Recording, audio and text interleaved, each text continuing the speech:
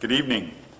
I hope you and your families had a great Easter. I hesitated because, again, it was a different kind of Easter than we've ever had before. But I hope in one way or another it brought to you and to your family a recognition of God's faithfulness that he showed in the resurrection of his son Jesus, and that he continues to show in the lives of people who follow him each day. For our reflection tonight, I was moved a couple of weeks ago when Pope Francis held a special prayer service right on the front steps of St. Peter's Basilica in Rome. It was specifically directed toward the world. Every year at Christmas and Easter, the Pope gives a special blessing called an Urbi et Orbi blessing. Urbi, the city, Orbi, the world. But this year, given the circumstances of the coronavirus outbreak, he wanted to do something particularly addressing that. So in the midst of this Easter season, with our church decorated as it is for the great celebration of Easter, that we celebrate in these most extraordinary circumstances, I'd like to just take the homily that he preached that night. You may have seen it on TV. It was on the front steps of St. Peter's. It was pouring rain. There was nobody in St. Peter's Square at all. It was very stark, and I found it very moving, and I found the Pope's words very moving. So these are not my words, these are his, although I'll throw a few comments in along the way. And so he was referring to the gospel passage from Mark's gospel when the disciples were in the boat and Jesus came along to save them. He said, this gospel passage begins like this: when evening had come. For weeks now, he said, it has been evening.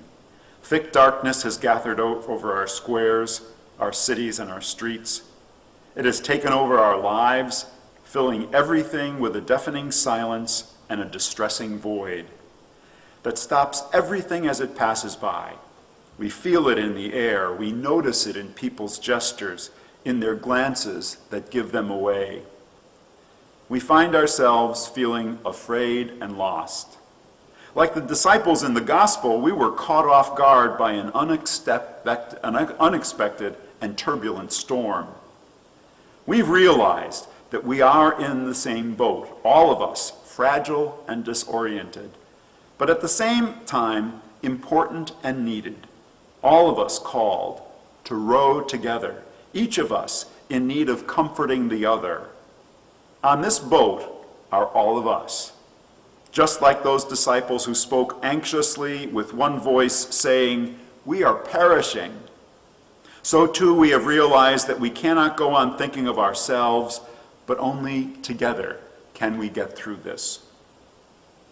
It's easy to recognize ourselves in this story. What is harder to understand is Jesus' attitude in the story. While his disciples are quite naturally alarmed and desperate, Jesus stands in the stern, in the part of the boat that sinks first.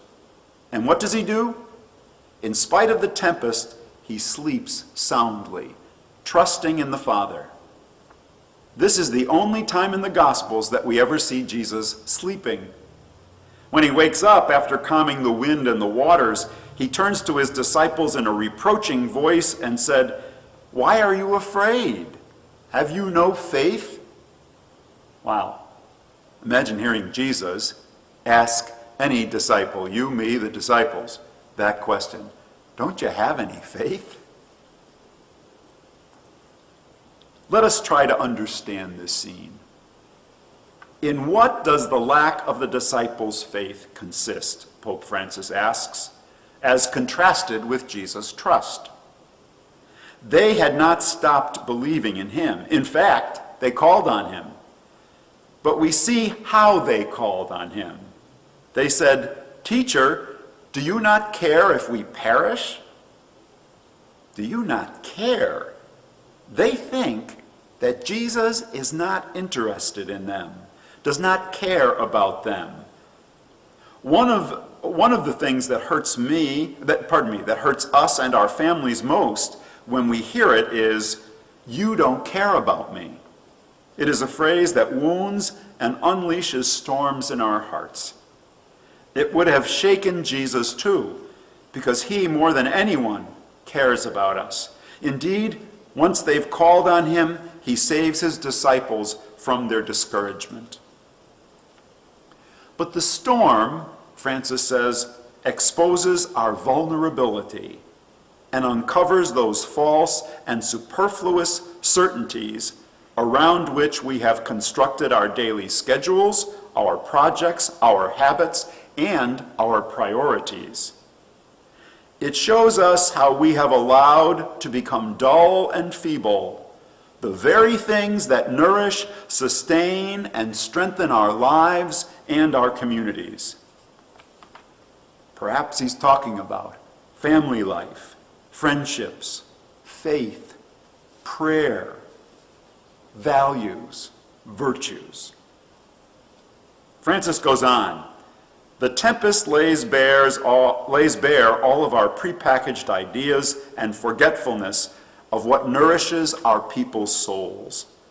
All those attempts that anesthetize us with ways of thinking and acting that supposedly, and he puts in quotes, supposedly saves us, but instead prove incapable of putting us in touch with our roots and keeping alive the memory of those who have gone before us.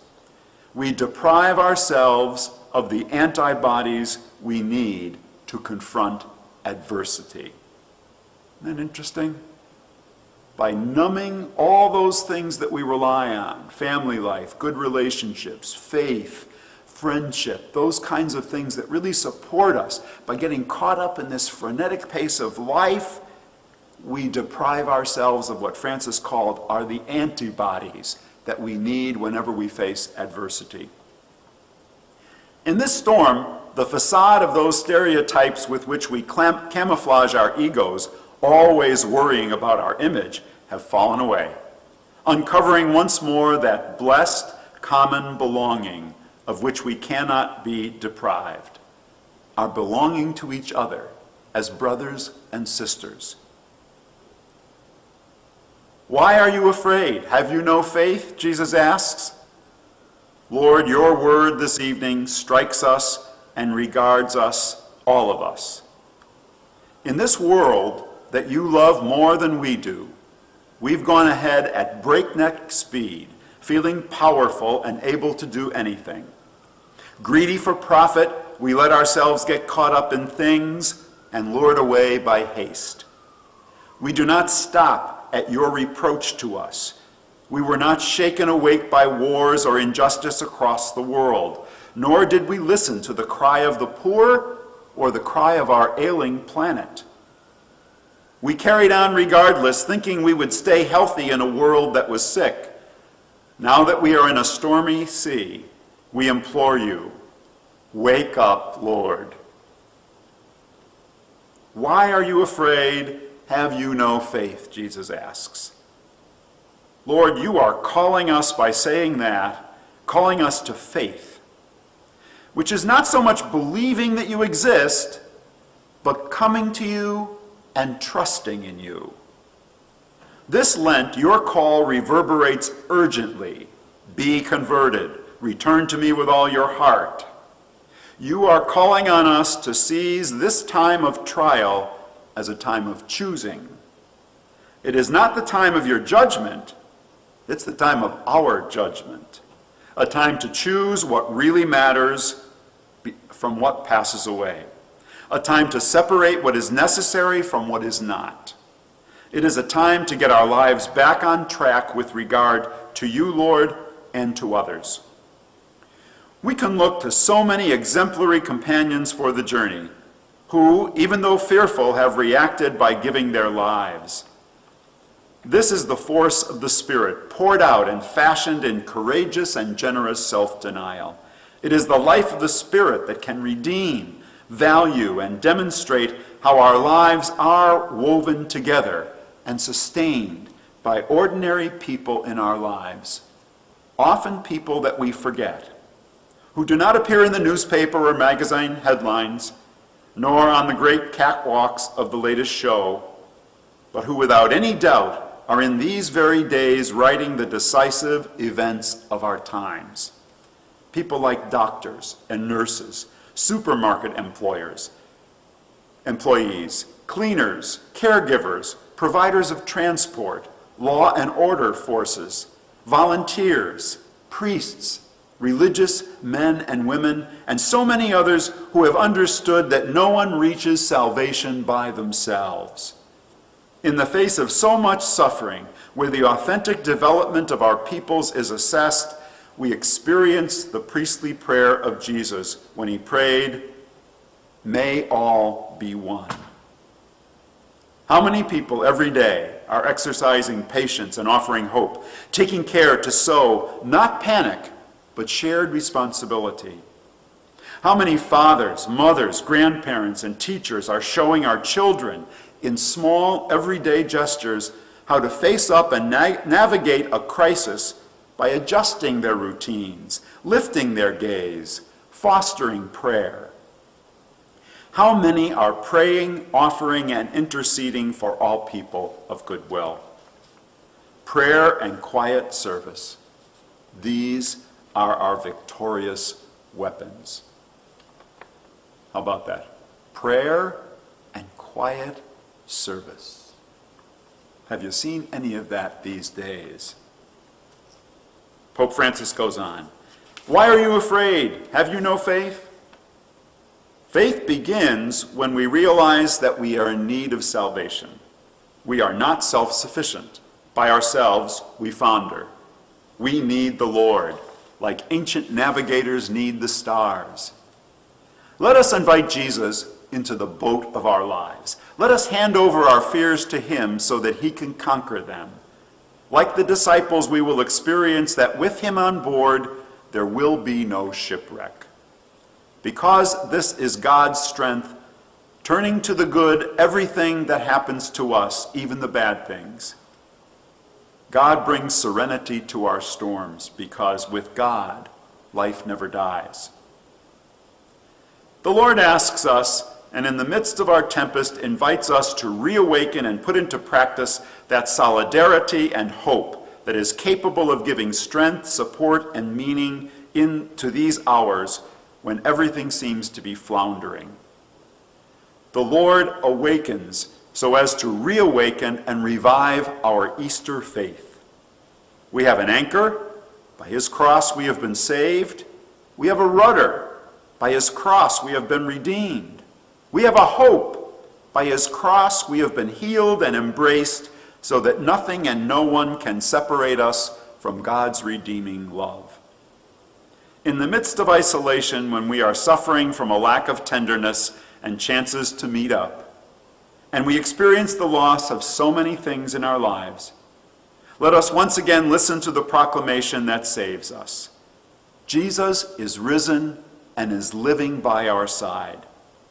The Lord asks us from his cross to rediscover the light that awaits us, to look towards those who look to us, to strengthen, recognize, and foster the grace that lives in each of us. Let us not quench the wavering flame that never falters, and let us allow our hope to be rekindled. Embracing Christ's cross means finding the courage to embrace all the hardships of the present time, abandoning for a moment our eagerness for power and possessions in order to make room for the creativity that only the Holy Spirit is capable of inspiring. It means finding the courage to create spaces where everyone can recognize that they are called, and to allow new forms of hospitality, fraternity, and solidarity to grow. By his cross, we've been saved in order to embrace hope, and let it strengthen and sustain all measures and all possible avenues for helping us protect ourselves and others. Embracing the Lord in order to embrace hope. That is the strength of faith, which frees us from fear and gives us hope.